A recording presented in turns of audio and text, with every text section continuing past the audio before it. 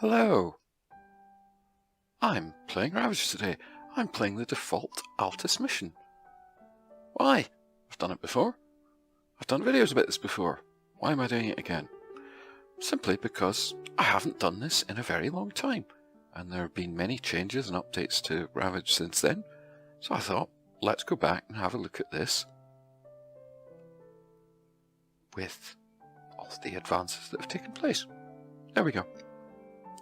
Secondary to this, I was having a discussion with a friend of mine, and he posited that computer games are art.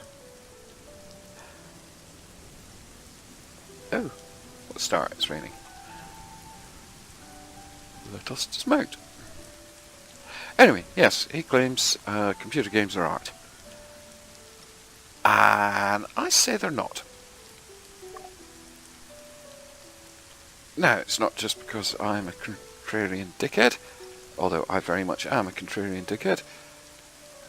I say computer games are not art because my ex-girlfriend was a lesbian. Now, obviously that's just some super contentious paraphrasing of our old discussion, designed to draw you in, I suppose. Now my zombies. I am old enough that when home computers first appeared in the early 1980s, bitchin', let's go and murder them dicks. When computer games first appeared in the 1980s, I was the perfect age to start playing and enjoying them to the fullest. Yeah, I was about 12 years old. So back then, ain't nobody claiming that some ZX Spectrum knockoff of Pac-Man or Donkey Kong was art.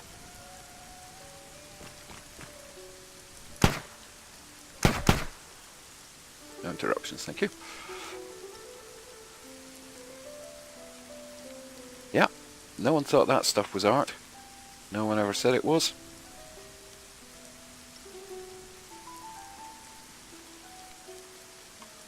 But recently, oh yeah, computer games are art. So let's just hold on a second here.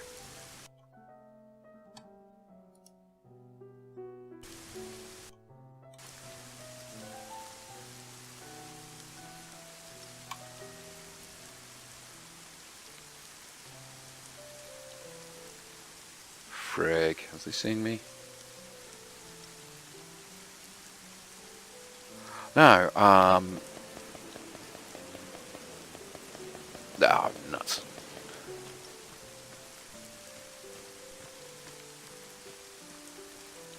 You know, could computer games conceivably be art? Yes, they could. I certainly concede that point. Computer games could be art. Do I think any of them have managed it? No. I mean, arguably, maybe something like Dear Esther or one of those little things could be, but I'm not even sure those are games as such because there isn't any gameplay.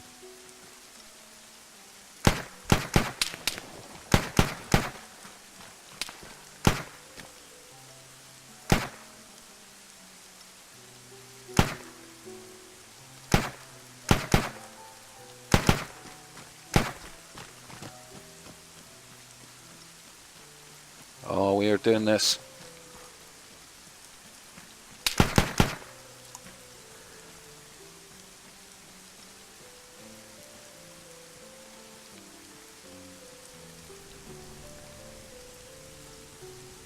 Well, that was a bold start.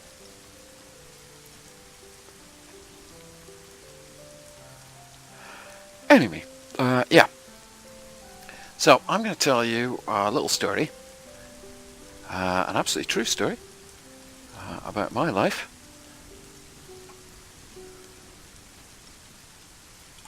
And it's going to serve as an illustration for my point. about the nature of computer games. Don't know, you might find this tedious.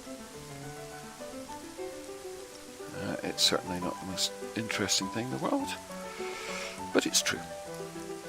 Anyway, I had a girlfriend.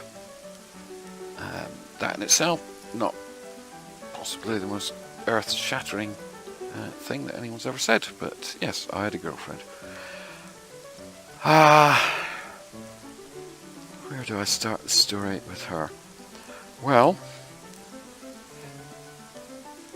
back in the day, do I use real names? I shall try not to. I had a friend, and this friend of mine shows up at my house one day, and he shows up with a girl in tow.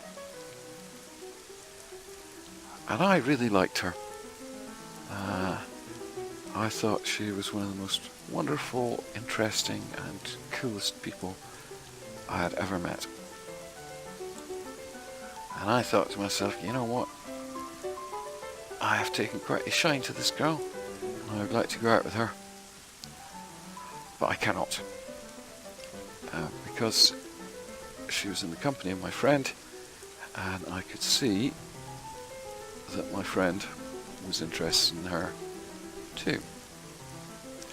And I have a very simple sort of rule for these things. I never go near any woman that any of my friends has shown, well, not that they've shown interest in, but I won't go near a girl that any of my friends have been out with. I've broken that rule once in my life, and I deeply regretted it. And it's not any of this bros before hoes nonsense. It's just that I like and respect my friends. And regardless of whether anything like that could be a problem, I prefer to avert that possibility. So, you know, I wouldn't go out with anyone that one of my friends has been out with.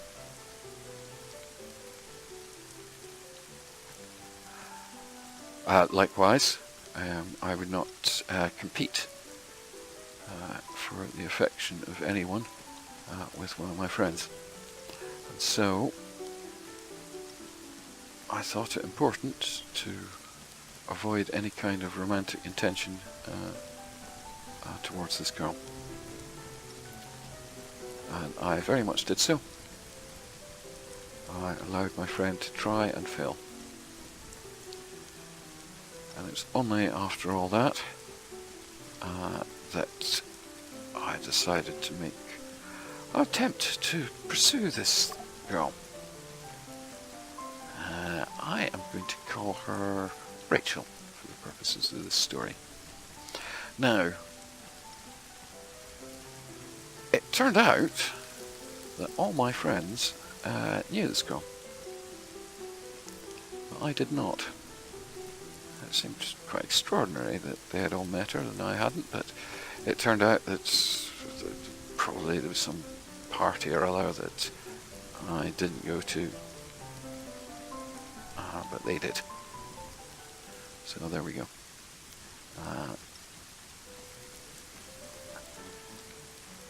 And I further discovered that this girl was actually my neighbour. Yeah, she lived 2 doors up from me. And I'd never met her. Never encountered her in the... I think I lived there 2 or 3 years. But I discovered she was my neighbour at the point at which she was moving out. In fact, she was moving up north, not to another town or city, but actually to a small village out in the countryside where she was originally from. Oops. Now, I managed to encounter her a number of times, casually, accidentally, not with any plan, and as one would hope, I always met her on days when I was at my coolest.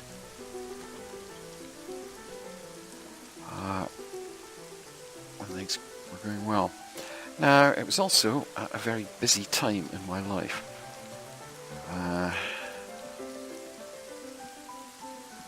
I had just completed a film with friends of mine. Quite a bad film. But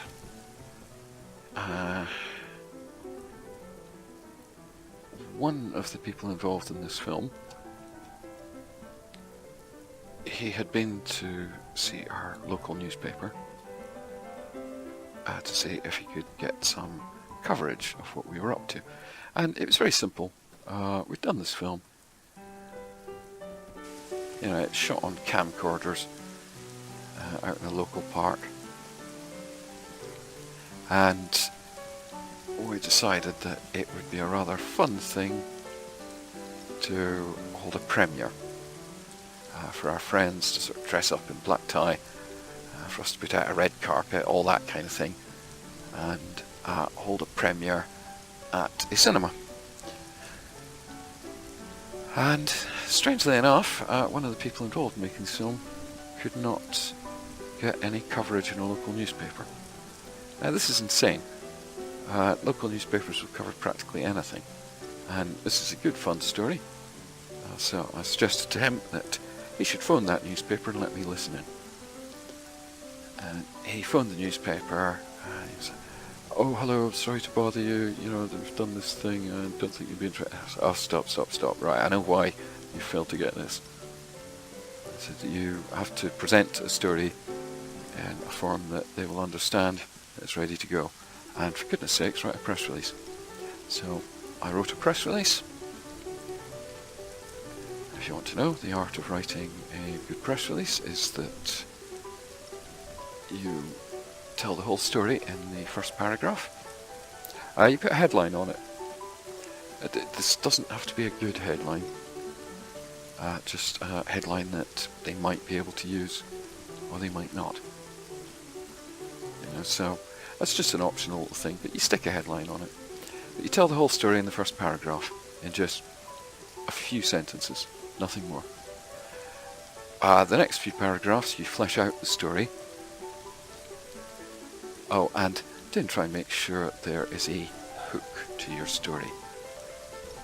And by a hook, I mean some particular aspect of the story that would attract a reader. In our case, the hook was that we were three unemployed guys who had made a film. We had clubbed together our benefits checks to raise £150, and we'd made a film, and we'd been invited to the Cannes Film Festival because of it. That was a lie. I can't entirely tell you the truth about that, but one of the people involved was a drug dealer. I was working for a political party. One of the other people was running a lighting company. So yeah, we couldn't exactly say who we were and what we did. It's slightly iffy. Anyway, the three unemployed guys clubbed together the gyro checks. That made for a good story. It was an excellent hook. You should also include in your press release comments from yourself. Yeah, nice quotes. And some quotes from some third parties, i.e. people who are not directly involved. We had a quote on there from Jonathan Ross, which I just made up. Complete lie.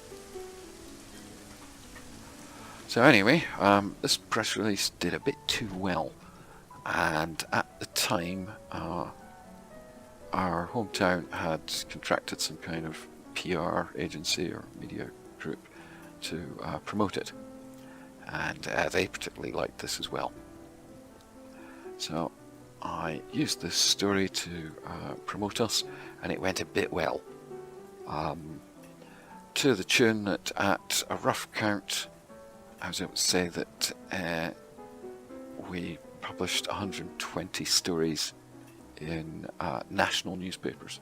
That's not including the local ones and things like that.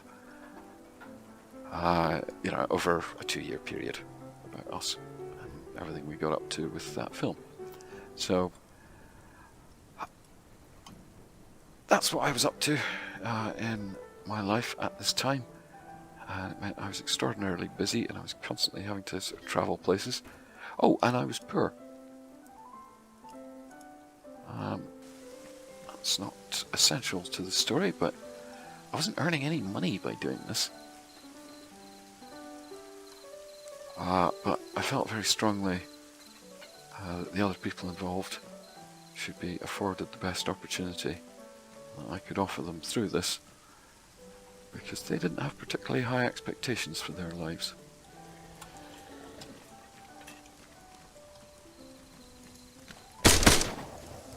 Yeah. In fact, as I recall, when we were going to Cannes, and we did have to go. We hadn't been invited, but we did have to go. One of them had never been on an aircraft before.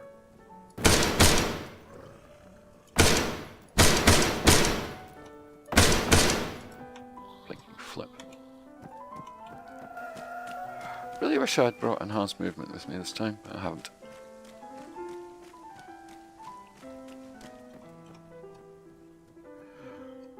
Yeah, one of them had never been on a plane before, and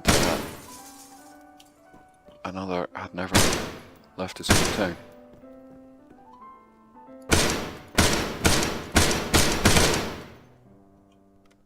Not the best shooting ever, is it? Blooming right, you should be hanging your head.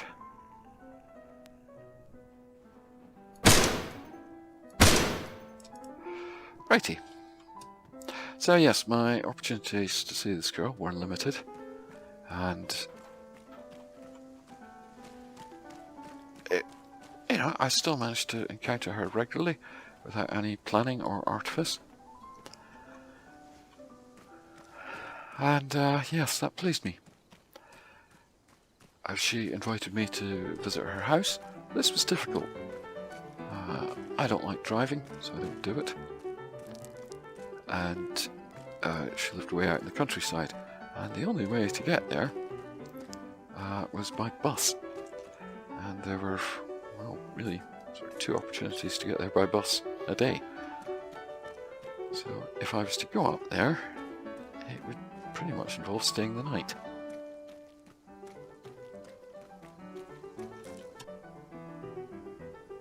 Oh, we don't have a map. Wait, zombie.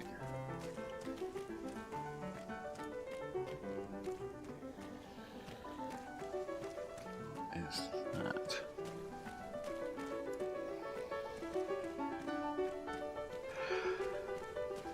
Okay, so there was difficulty in spending any time with her. Oh, it's all misty. And in order to go out and visit, yeah, I would have to stay the night. Now, I don't know how you would feel in such a situation. I felt that was a distinctly unfair situation.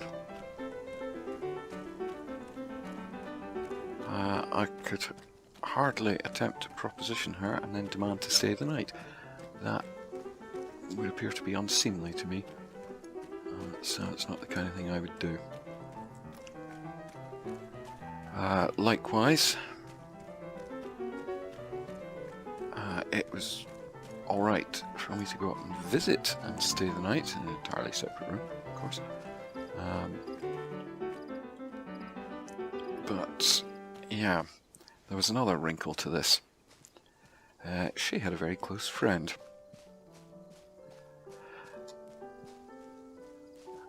And they lived together. They lived together in this house. And, you know, women of that age, and as I recall at the age she was 20, I was a few years older. But she had this very close friend. They lived together, they spent all their time together, They even slept in the same bed. Now, it's not at all remarkable for girls or young women to have these very close friendships. It's not at all unusual.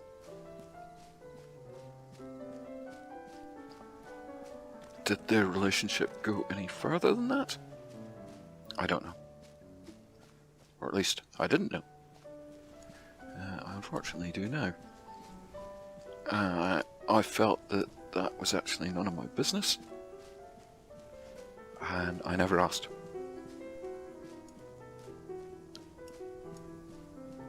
Now you might think that perhaps it was my business, or that I should have asked. After all, I intended to pursue her romantically, so surely I should have found out, but as far as I was concerned, it was not relevant to me. So, I never asked. You may have done differently in that situation, I don't know. But anyway, it presented a further difficulty with approaching her because she was never alone. And also within that small village, with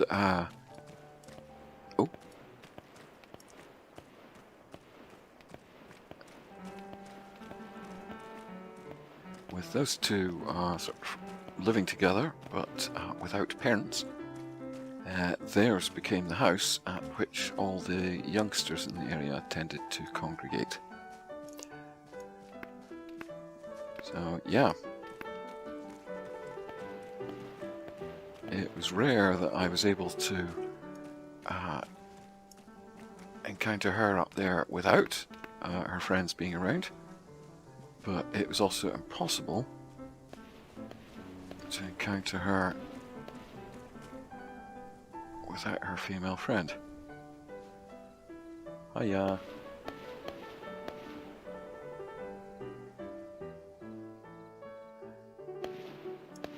So, that presented an awful lot of difficulties. Oops. Will I come this way, do you?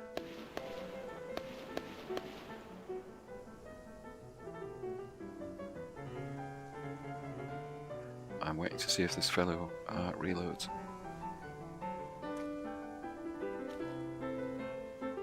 If he comes over that rise, yeah.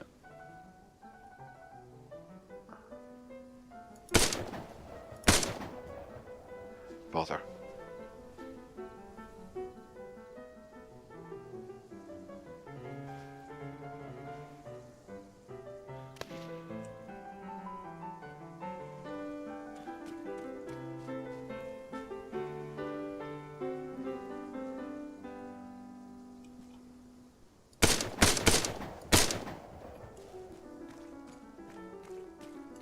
Now, it sounded to me like he was actually shooting at another person earlier, so we better be careful. I think laterally he was shooting at zombies. Laterally, not laterally. Oh, that's handy. Where's your gun? You had a gun?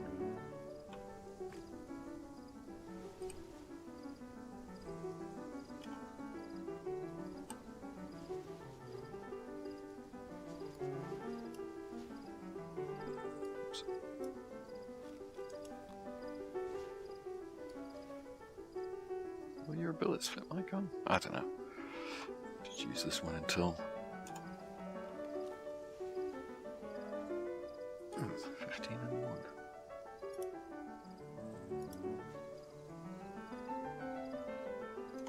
Yeah. Okay.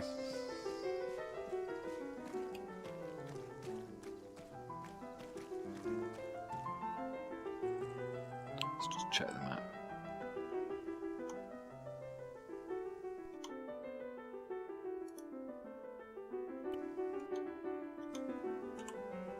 Oh, idiot me. Anyway,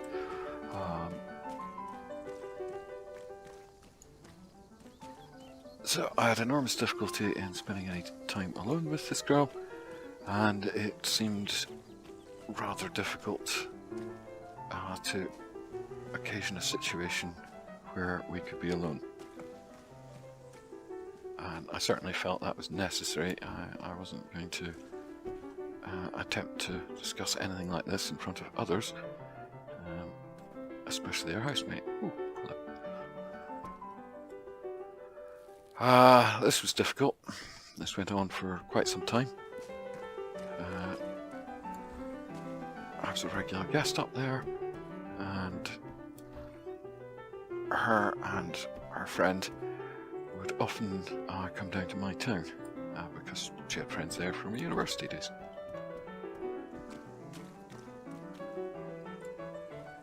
But once again, even in my town, there was no opportunity to see her alone.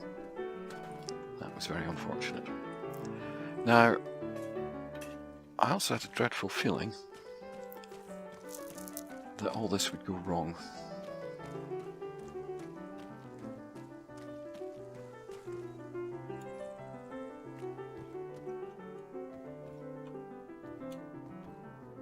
I had a dreadful feeling that things were not going to work out, and that I was going to be left feeling somewhat sad because of it. But I was particularly sort of keen on this.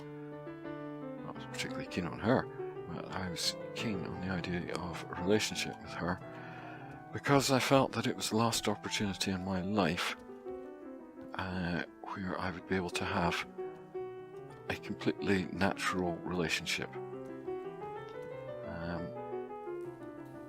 By which I mean I had had one sort of serious girlfriend prior to that.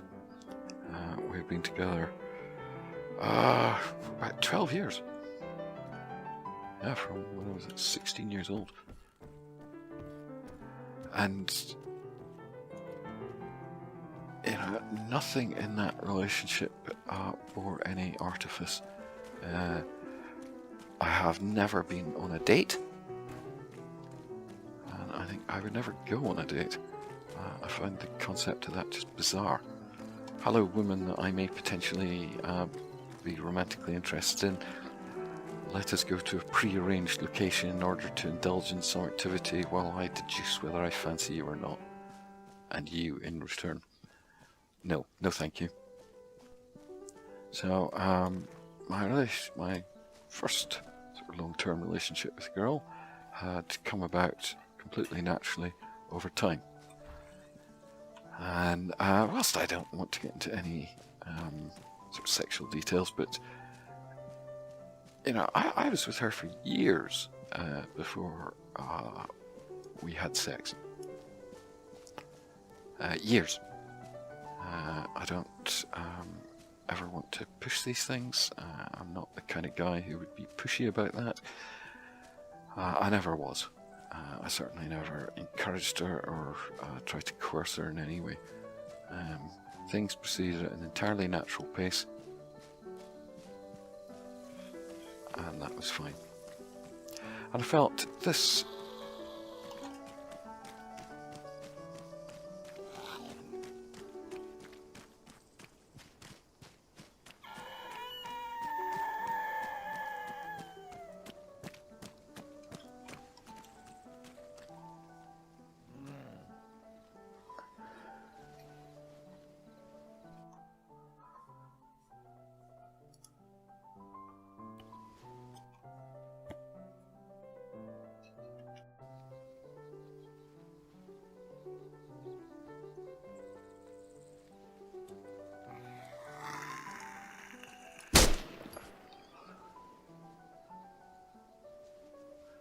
So, what happened with Rachel?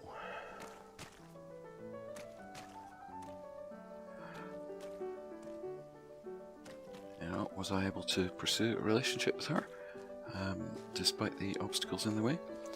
Well, it was remarkably tricky to spend any time alone with her, and I did regularly attempt to do so. I did go and visit her quite often, and I would spend time with her and her very close girlfriend, and often her friends from the village. But it was an extraordinarily busy time in my life, and I had very few opportunities to do so. But, you know, equally so, Rachel would come and visit me. But I was with a friend in tow. Now, eventually things came to a head one night when they asked me up to go for a night out in the city nearest to where they lived. I think it qualifies as a city.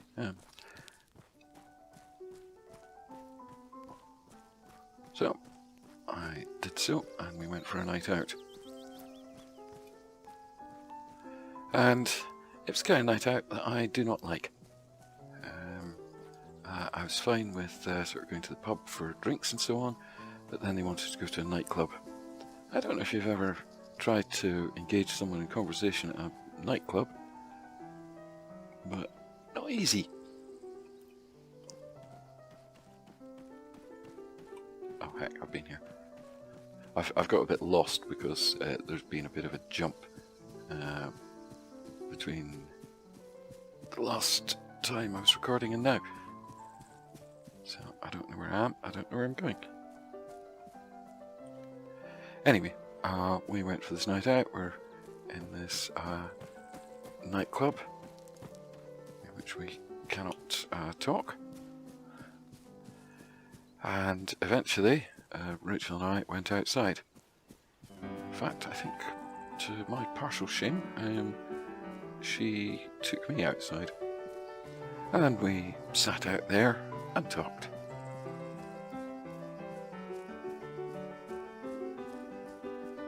And I can't quite remember exactly how the conversation took place, but she basically asked what I thought of her and effectively what my intentions were towards her. And I explained to her that I was very attracted to her, but I had no idea what I could do about this. I do recall what came next. She said, well, you could try kissing me. So I did.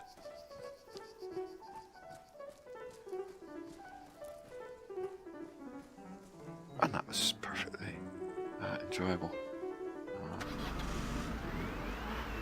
Wonderfully enjoyable. This thing's not in great condition. It doesn't have a lot of fuel, but it'll get me places. Anyway, so we sat out there for some time. And eventually the place was closing and our friends came out. And it turns out they had some kind of a plan. They had decided that we were all going to stay over at one of those friends' houses. And I would be included in this and I would spend the night.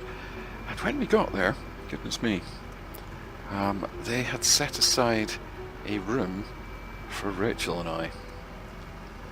Sounds a little like this was all pre-planned. And, you know, for me this was a little bit rapid, really.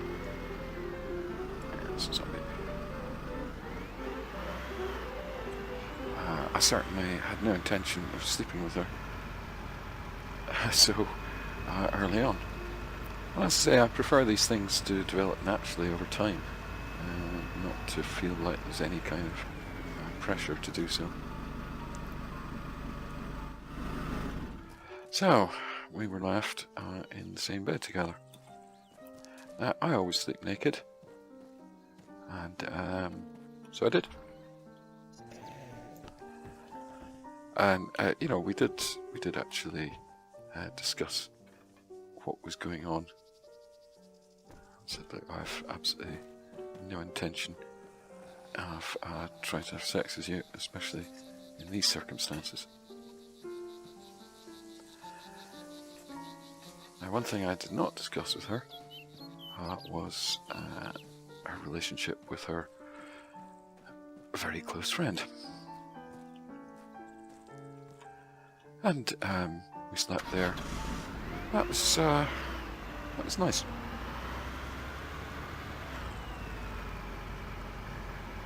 Just being close with someone can be a wonderful thing in itself. And the next morning we woke up and well, things came to a head pretty quickly because we discovered that Rachel's girlfriend had gone. She had disappeared off during the night. So we attempted to work out where she had gone, and we set off to find her. And it turns out she'd gone to the town where I lived. I don't know if we deduced this or if we found out through phone calls or whatever. I'm not sure. These things happened a while ago. And I remember we had to take a bus to get back to my town. And just sitting there on that bus, leaning against Rachel and her leaning against me, that was a moment of perfect happiness. They don't come along very often in life. That was one of them. I just felt completely at ease, completely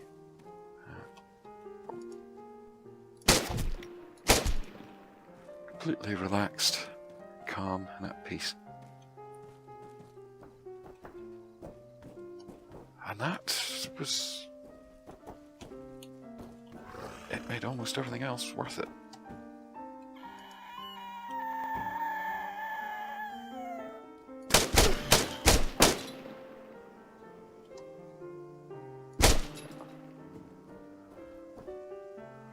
Health-wise, I'm fine. So yes, that was quite wonderful. And we got back to my town. We managed to locate the missing girlfriend.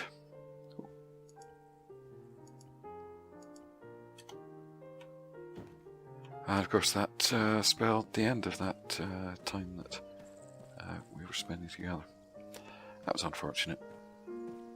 So, yeah, off she went with her friend. And then things continued largely as they had before. I don't think I can emphasize enough just how busy my life was at this time. I was travelling a lot, I was going to other countries. I was going to film festivals, left, right, centre. I was going to meetings over film work, I was filming, I was doing all sorts. But you know, I still made time to go out and visit Rachel. But whenever I did so, she was never alone. We never got to spend any time together. Things continued as they had before. Oh, and we're out of fuel. I should have a map. I can actually mark where this is.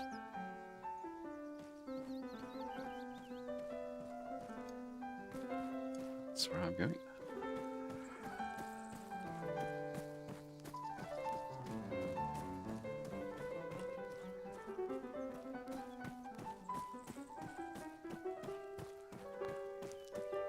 Now, you know, there were occasions that we got to spend together, either when I went up to visit or they came down to visit me, but never alone.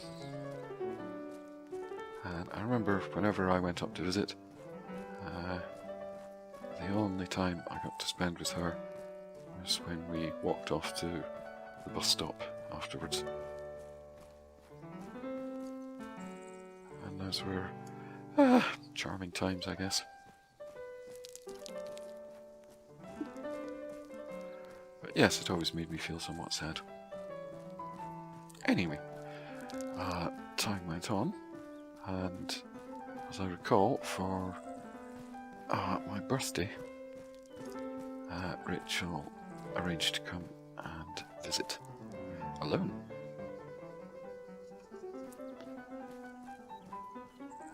And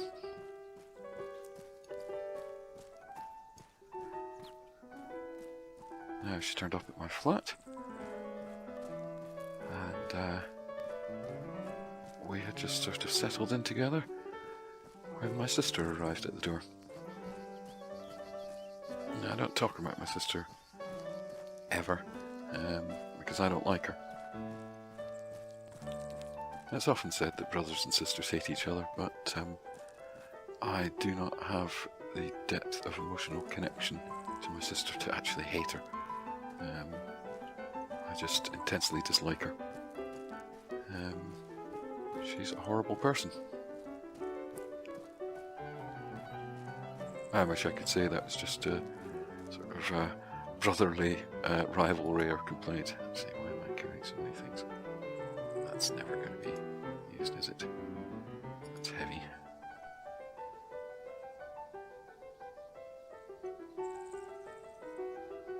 If you take 5, 5, 6.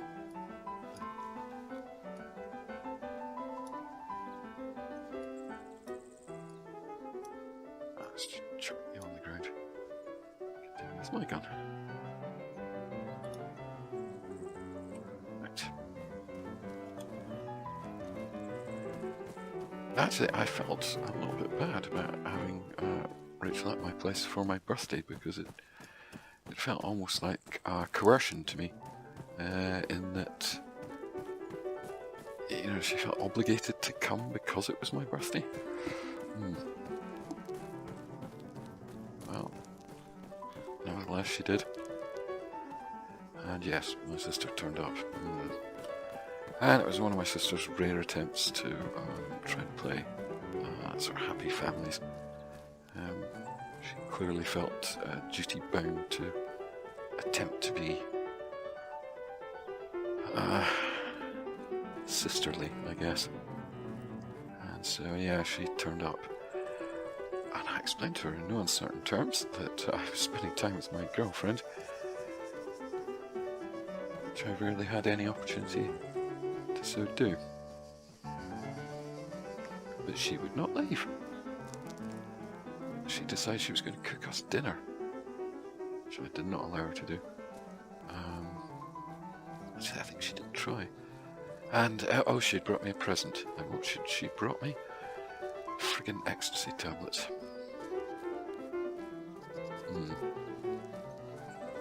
I don't take ecstasy, I never have. Well, actually, I have. I don't like them. It's not a drug that interests me. And it doesn't have terribly much effect on me. And most ecstasy tablets are, well, contain very little MDMA, if any. Many of them are mostly made up of speed, amphetamine.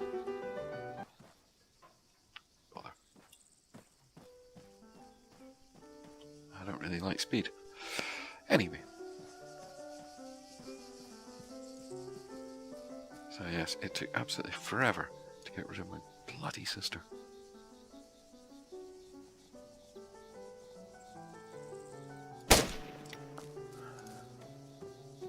But eventually she did go. That was tiresome.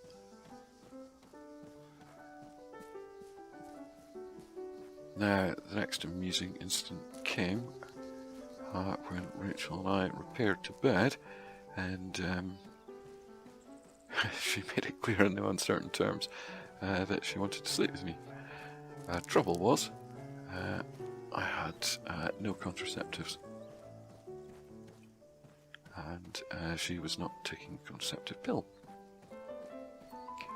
So we needed to obtain some condoms. I hate condoms. I don't like using them at all, but, well, needs must.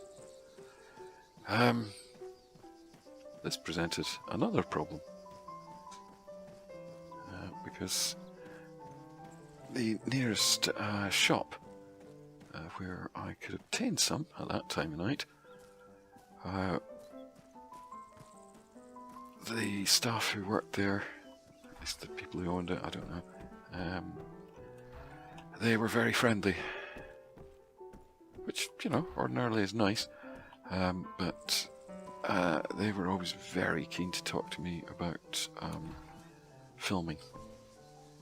And it had actually got to the point where I didn't like to go to that shop. If I wanted milk in a newspaper of a morning, I would actually detour a mile out of my way to go to a place where they didn't know me. Unfortunately, because that shop was also a newsagent, they were reading all the newspaper stories about my friends and I and our film activities, of which there were many. So they were fully clued up on this. I really, really hated talking about film. It was, you know, it's just when you do it all day long. You know, film was my life. 16, 18, 20 hours a day, sometimes 24 hours a day. That period I was sometimes going 3 days without sleep. And, you know, some people will think, gosh, 3 days without sleep, that's practically impossible. Yeah, it is hard, and I'm not going to pretend that I was well on it. I felt like absolute death. I felt seriously ill. But I had to do these things, especially because on the business side of the whole film experience, my colleagues had no interest in that, so I was doing it all. And yeah, anyway, I was keen to avoid that shop, so I went on to another one who had no condoms, and another, and oh god, we ended up touring around for almost an hour to obtain some. And yes, we did sleep together that night. I don't really want to go into any detail on that.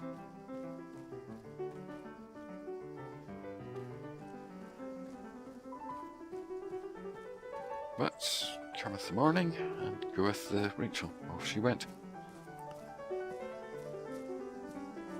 And then it was back to the usual.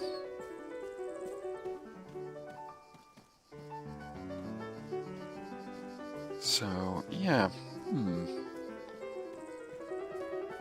where was this relationship going? Now, if I had met her at the time at which my other friends had, some 2 years previously, when she had been my neighbour, let's just put it off, for all that period, I'm sure we could actually have developed a more normal relationship and have been able to spend time together. Anyway, things continued. Oh, here's an amusing digression. I arranged to meet Rachel for dinner. Because we had so few opportunities to spend time together, I arranged this quite carefully. I booked 3 separate restaurants for that evening, and compensated them in case we were unable to take up the booking, because at least 2 of them we weren't. I had contracted a taxi to be at my disposal for the whole of the period. Basically, paid a taxi driver to be on call for me for the next 8 hours. I had even contacted Rachel's boss, because she now had a job, to arrange for her to be taken away early for dinner. And I was willing to compensate him for her time as well, if need be. And so I arrived to collect her. Oh, I'd also made bookings at 2 separate guest houses in case either or both of us need to stay over of an evening. And anyway, I arrived at her place of work to collect her, and she was somewhat furious because I was 4 hours late. To my mind, I was at least a couple of hours early. Yes, different people mean different things by dinner. To me, dinner is an evening meal. To her, dinner is lunch. Oh dear. This is not an uncommon thing. It depends. Well, I find certainly in rural areas where there's been a lot of sort of, say, farm work, then your lunch was probably your main meal because you needed to sustain you through an afternoon of physical work.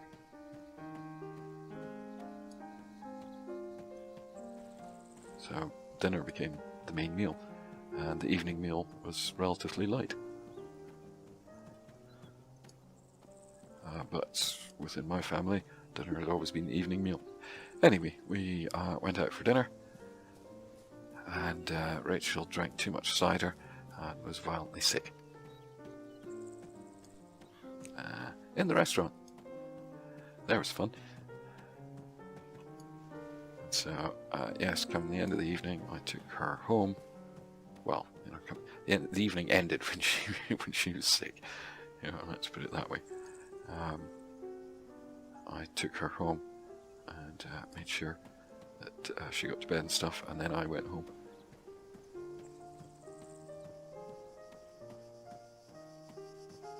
Now, sadly, it became abundantly clear during the tenure of this relationship that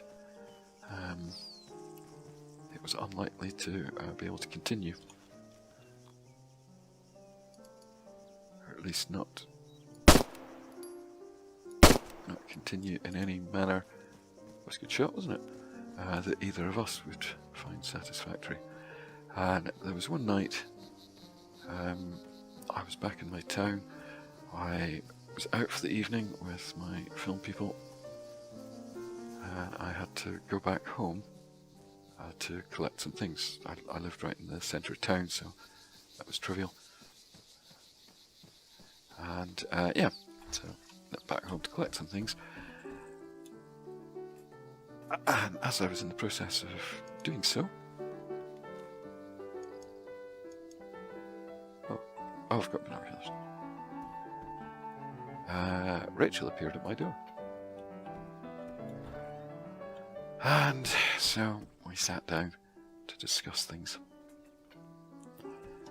And to discuss, well, the impossibility of the relationship. I probably hadn't even seen her for the past 3 weeks because I'd been so busy, unfortunately. And my life at the time, I was just feeling tired and ill the whole time.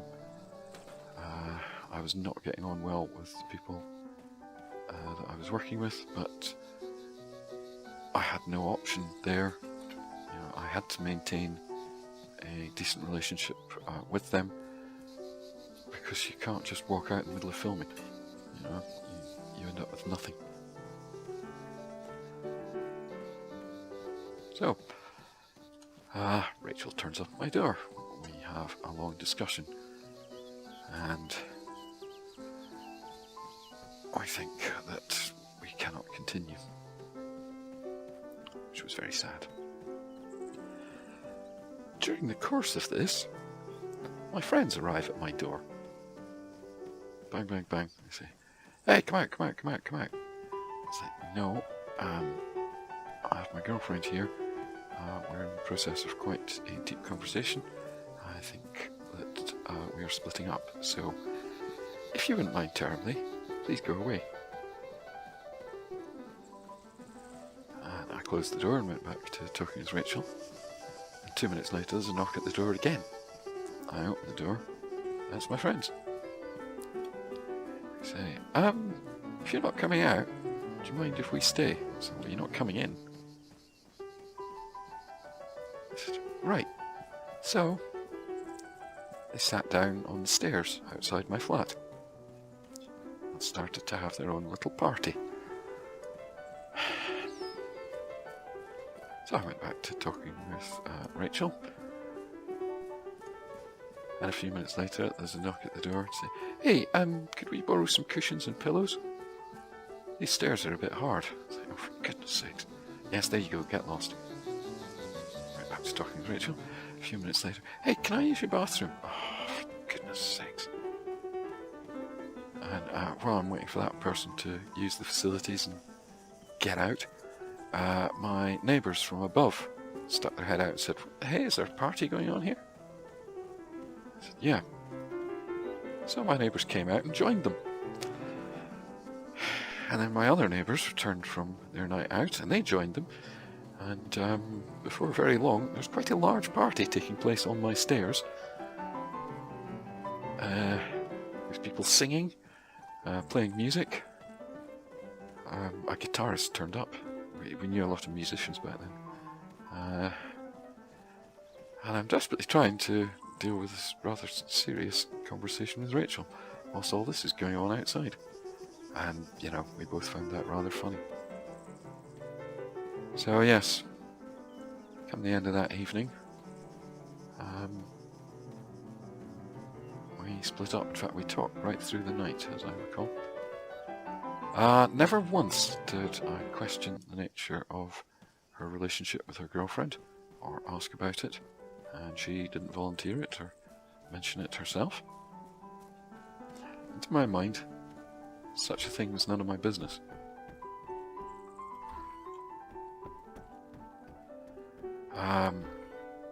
One thing did bother me about that relationship with her girlfriend. And the thing that bothered me was the fact that it didn't bother me. I did not mind at all that she had this close relationship with a girl. Had they been having a lesbian relationship, a sexual relationship, that would also not have bothered me. Now, I don't know why. I don't care to examine such things. But nevertheless, I know how I felt. And I didn't feel at all bothered by that. Now, had she been having such a relationship with another chap, I am sure I would have been bothered. So make of that what you will. I do not choose to examine my feelings on that, but it did bother me that I didn't feel any jealousy or envy over that. And I do mean jealousy and envy separately. Many people use these words interchangeably, but they are not. They mean different things. Anyway, so yes, we parted on very good terms, and I have not seen her since. But I remember, as we parted, we sort of hugged each other for a long time. That was another moment of perfect happiness. You know, in times when I have felt low,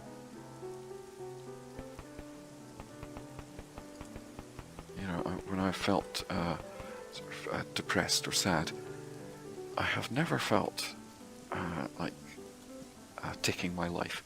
I've never felt like committing suicide at a low time in my life. I've never felt like dying. But during these moments of perfect happiness, I would have been entirely content if my life had ended at that point. And certainly, being there in that embrace with Rachel, where I felt so at calm and so at peace. I would have been entirely happy if my life had ended there.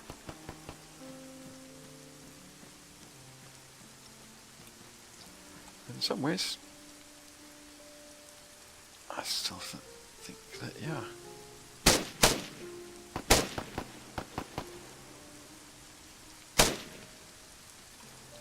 I would have been happy if that had been the case.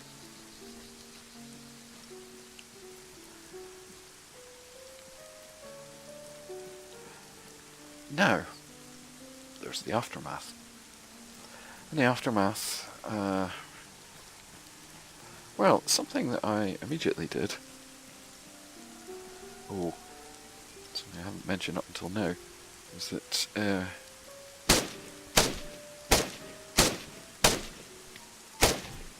I used to write to Rachel quite a lot. And when I sent her letters, because I couldn't be with her and because I was away a lot, I wrote to her often. Ooh, wrong kind of bullets. Ooh, food.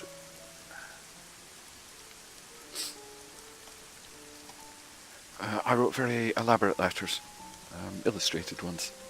I'm good at drawing, I'm good at art. I've studied, trained and practiced.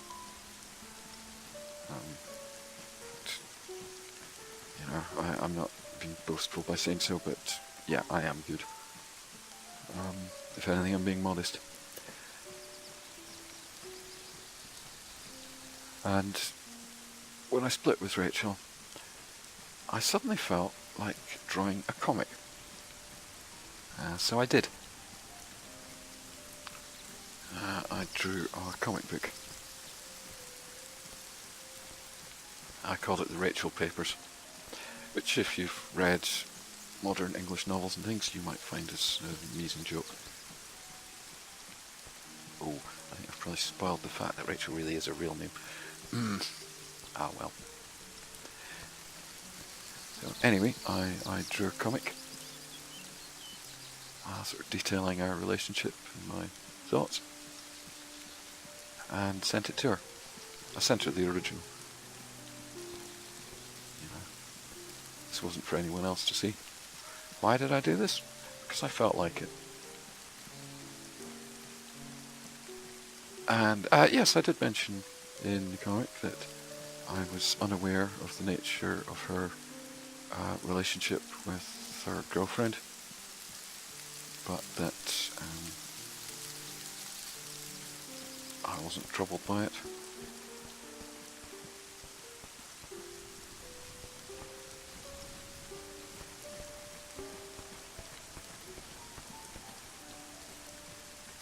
I sent that to her,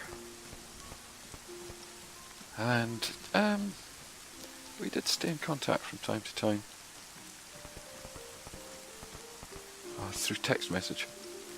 I was travelling around a lot. I'd moved to live in London, which I had to do because of the film work. But I haven't talked to her in a long time.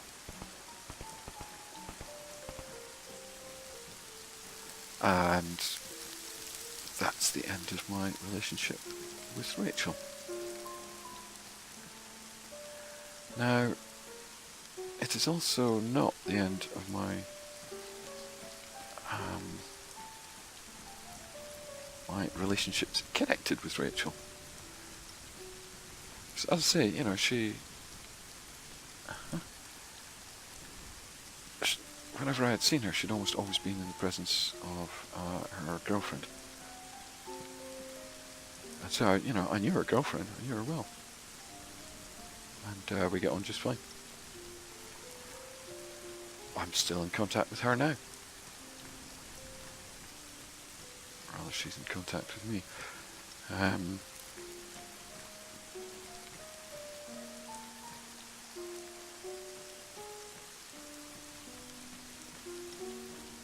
And yes, it turns out that Rachel's girlfriend had intercepted many of the letters that I'd sent to Rachel and had burned them. So Rachel actually never saw most of the letters I sent her, which explains a few things.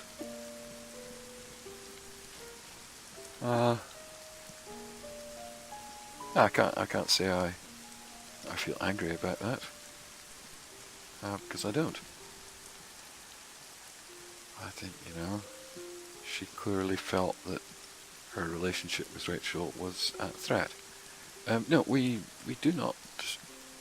have not discussed these things in any depth. I have not asked any questions.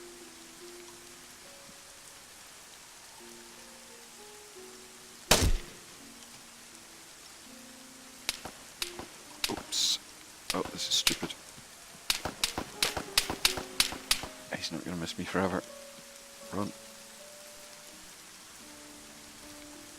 Should lie down. This is a horrible place to be in.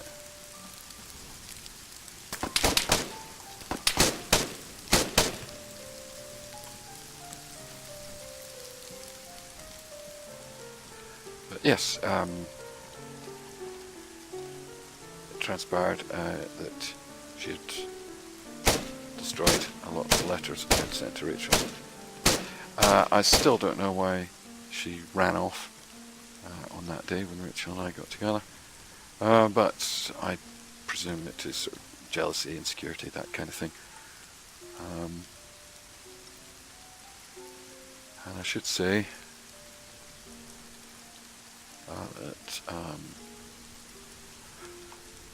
that Rachel's girlfriend did spend time in mental health institutions, for which I feel partially responsible. I don't believe it was my fault, but yeah, never going to find that other body, am I? Yeah, she's not had an easy time of her life, and I think some of that stems from that time, at least. In the course of talking to her, she has indeed told me of the actual sexual relationship she had with Rachel, because she wanted to know if I had ever slept with her.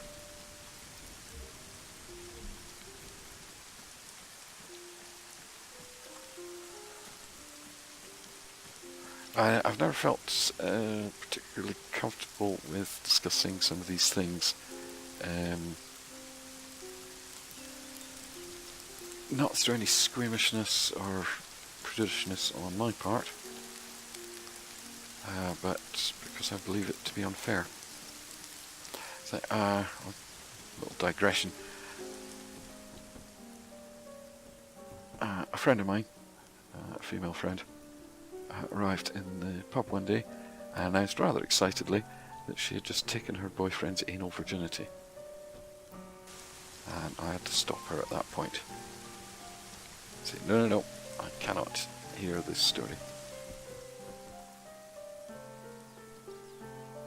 And she inquired as to why not. And I told her, it's because I know your boyfriend. I don't know him very well, but I do know him. And I don't think I know him well enough for him to tell me things like this. So I would not feel comfortable with you telling me these things about him, because that's the same. If the two of you are sitting here together and talking about this, actually I'm still not interested, but I would listen. I wouldn't have a problem with that. But yeah, I cannot have you tell me these deeply personal things about him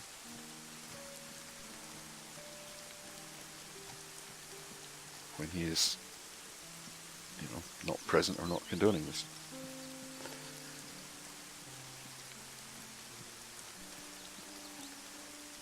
So, yeah, I felt somewhat uncomfortable talking about my relationship with Rachel with her girlfriend, because I'm not sure that I have any right to do so. I'm telling you, because you ain't never going to meet her or know her. It's perfectly alright for you to hear this. At least, this is how things go according to my sense of ethics, I guess.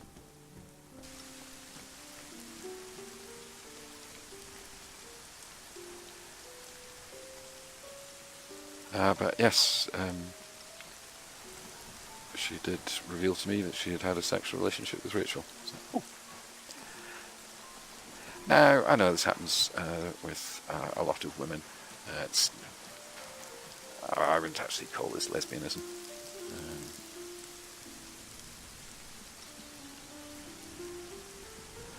In fact, I'm far more interested in Oriental cultures in general. Certainly, something I like about Japanese culture. Goodness me, Japanese sexual culture is something that I generally do not find wholesome, shall we say.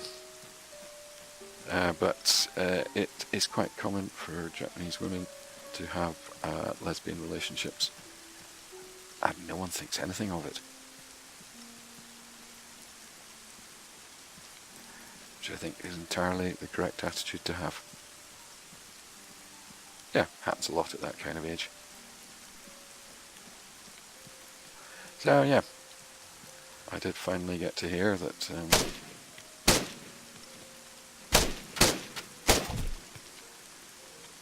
Rachel had indeed had a sexual relationship with a girlfriend. Oh well. I'd say it doesn't bother me.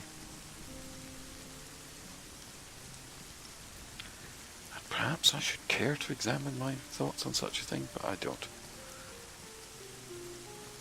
You know, I feel the way I feel about things, and I don't feel any need to examine them any further than that. I certainly do not like to ever examine other people's motives and motivations for doing things.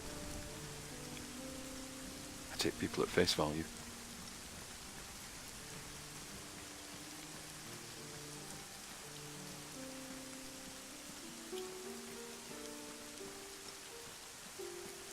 Yeah, it does have slightly fewer rounds in it. Okay.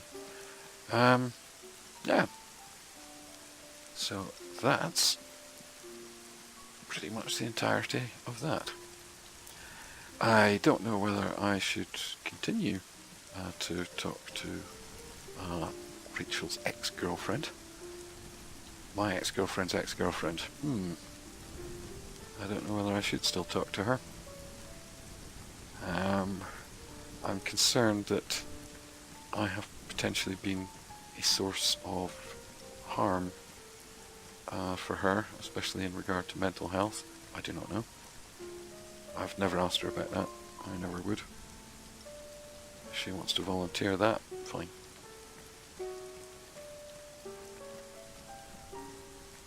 So I don't know that it's entirely healthy that she continues to talk to me. But I prefer to leave other people to make their own decisions. Yeah, she's a nice enough person. I certainly don't mind talking to her. So I do.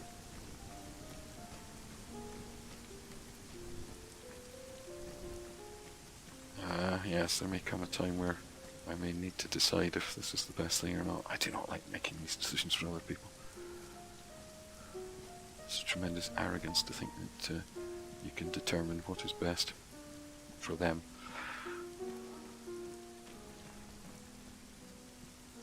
And that's that. That is the story of my relationship with Rachel. And I do feel sad about it.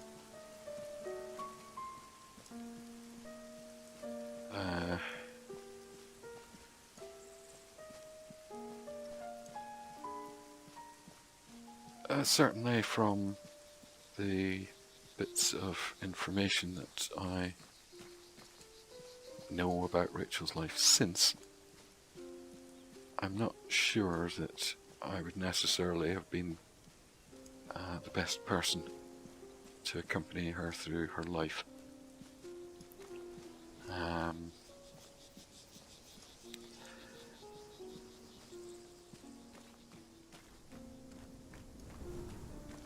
Gosh, I remember during the course of our relationship, I was actually offered a job in the city near her. A very good one. Very good one that paid very well. And but it would have been a normal job, you know, a 9 to 5 office job. And I've never liked such things. And I did consider whether I should take it. I would have been willing to do so for her. There are a number of things that I was willing to undergo for her. But I thought it was unfair of me to do so, because I would have felt that I was placing some pressure upon her by so doing. You know, tricky. I didn't want that to be a potential source of any difficulty. You know, I'm a very lazy person. I don't like working. I don't enjoy it. I find no fulfillment in it. All I've ever wanted from life is a constant intellectual challenge. And I've never found that through work. You know, I prefer to spend the majority of my time doing what I want. Because I will fulfill my desire for intellectual stimulation by doing so.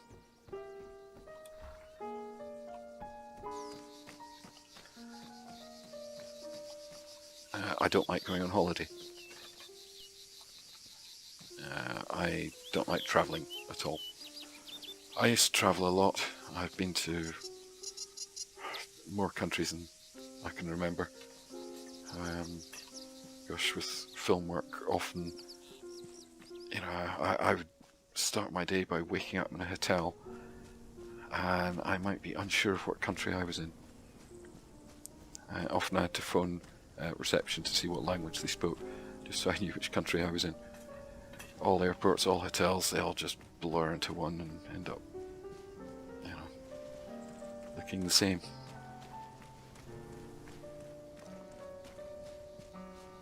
So I'm thoroughly sick of travelling, and I've never really been on holiday. I have travelled for work. I have travelled for non-work reasons. As I may have mentioned in another video, I've been to North Korea. I spent quite a bit of time in Tibet, Nepal, and surrounding countries. I've been to Japan several times. You know, I've travelled a lot, but I've never holidayed. I've never been a tourist. I don't like the heat. I sure as heck do not ever want to do the standard British summer holiday of 2 weeks in a hot country lying on a beach. That just sounds ghastly to me. I don't like the sun. I'm too fair to take it, and I don't enjoy it anyway. I get sunburned in the shade. In fact, I remember sitting in the shade on a French beach for half an hour in the shade of a gigantic rock, and I was completely sunburned as a result.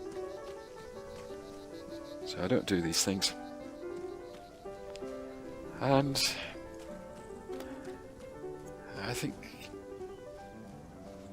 you know, for me, I could see in Rachel that she was quite an extraordinary person. She's very intelligent, but extremely intellectually lazy. I don't think she ever wanted to be intelligent, and she sort of shied away from it. And certainly the kind of life she has led since my time with her, yeah, she has completely disconnected herself from that. And I think she rather sort of plays it stupid. It's not to say that she's stupid in any way, but I think she sort of plays it dumb. And I cannot blame her, because there's little happiness to be found in intellectualism. You know,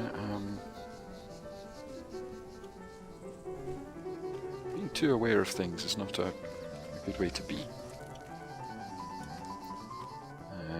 Does not make life easy. You know, whoop. Yes, I'm quite a smart person. I'm extremely knowledgeable. I speak a bunch of languages. I'm very cultured. I've travelled, blah blah blah blah blah.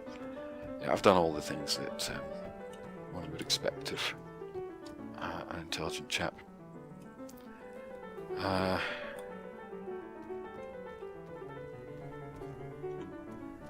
And I always felt that Rachel shied away from these aspects of herself. And I'm quite certain... Did I search this already? I'm quite certain that in her life since, yes, she has very much moved away from these things. And good for her. Yes, she will go on foreign holidays and sit on the beach and stuff. And I hope she enjoys that. Because... you know, I don't. I've never been on a holiday with a girlfriend. It wouldn't occur to me. I always travel alone.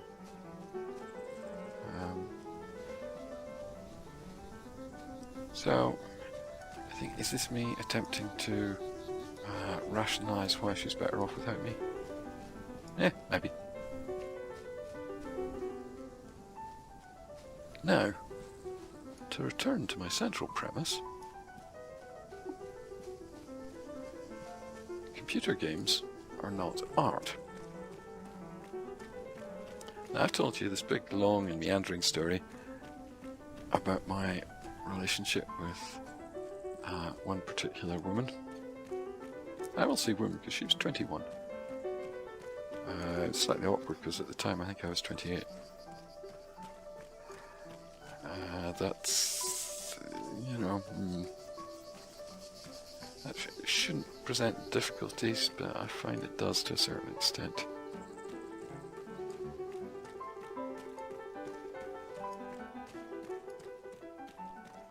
But anyway, so yes, computer games are not art. Well, films. Are films art? Sometimes. But if you look at something like Rambo, First Blood Part 2, that's not art, that's just a knockabout action film with very little thought to it. Definitely not art. But First Blood, although it was an action film, it dealt with quite a number of issues facing people coming back from Vietnam, and it dealt with them in a surprisingly sensitive and intelligent way. I think one could argue that First Blood Part 1 is art. Films are not automatically art. As the sort of Latin phrase artia gratis artis, art for art's sake. And yes, art must be done just for the sake of doing it. I think that's a fairly good yardstick. Films are primarily made for financial reasons. Every film I ever did, I did it for the money. I'm not proud of any of the films I did. I am embarrassed and ashamed by some of the ones I did do, but I did them for the money. I never wanted to make films. I had no interest in doing so. And I'm never going to make a film again. It would have been nice to do a film that I deeply wanted to do. And actually, at one point, I did try that. And oh my goodness me, that failed in spades. I went through 5 years of hell and never got it made. That's another long, boring story for another occasion. So yeah, films are not automatically art, but plenty of films are. And if you only have experience of American films, of sort of Hollywood cinema, then the vast majority of those are not art. Even the ones that might be considered art, I often feel they're trying too hard. They're a bit too self-conscious. Something like Black Swan, I don't like it, and I don't consider it to be an art film or an artistic film. I know a lot of people would, but it just feels too contrived. But, you know, plenty of films are not art. And, you know, a knockabout action film generally isn't. Comedy generally isn't, although I would say a film like LA Story, Steve Martin film, may well be. You know, it's a beautifully conceived piece. But, yeah, if you have experience of European art house cinema, yeah, there's a lot of purely artistic films being made there. Most people don't watch them. They don't like that kind of thing. They just want pure entertainment. And they don't like things in foreign languages. Especially Americans. Sorry, Yanks, but it's true, isn't it? Don't like reading.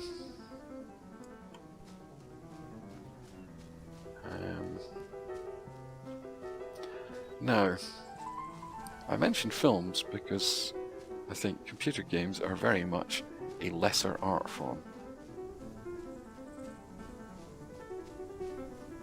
You know, there is less story or study in any computer game. A computer game is primarily about the gameplay. The story is a supporting element. The story is not the reason for the game. The game is the reason for the story. And so because of that, I firmly consider that most computer games are not art, could never be considered art, and really fall far short of any criteria by which something could be judged to be art.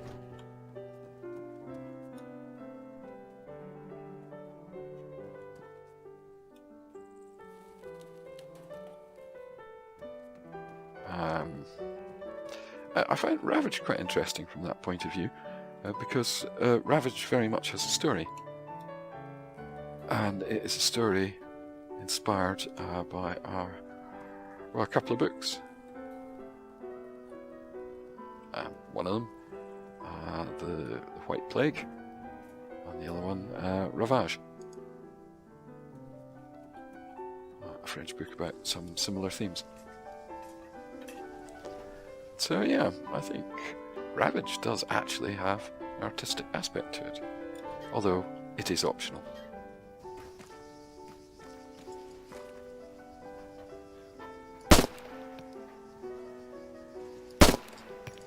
You don't need to follow the story. You don't need to follow the story in any way to enjoy the game, and it's not an intrinsic aspect of the gameplay. There have been attempts at games, let's say Dear Esther or Everyone's Gone to the Ravage, where the story is the primary element and that the gameplay is secondary. I've never liked any of them because the stories are always awful. They would not satisfy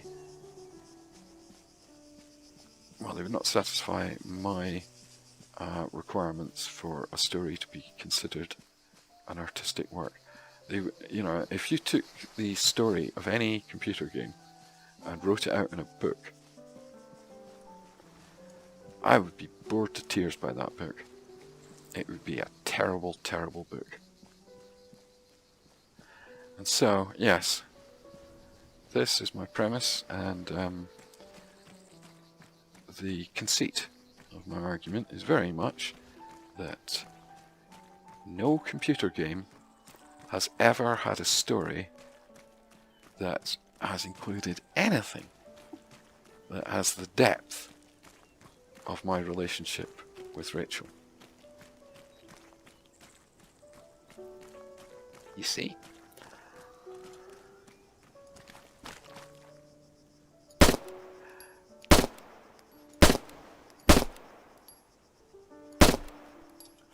complexity of that relationship is far greater than any story of any computer game ever. And so I think computer games can never be considered art until they have stories that, at least in some way, touch on something as complex, perhaps even something as poignant as that which I went through with my ex-girlfriend and her ex-girlfriend. So yeah, computer games are not art because my ex-girlfriend was a lesbian.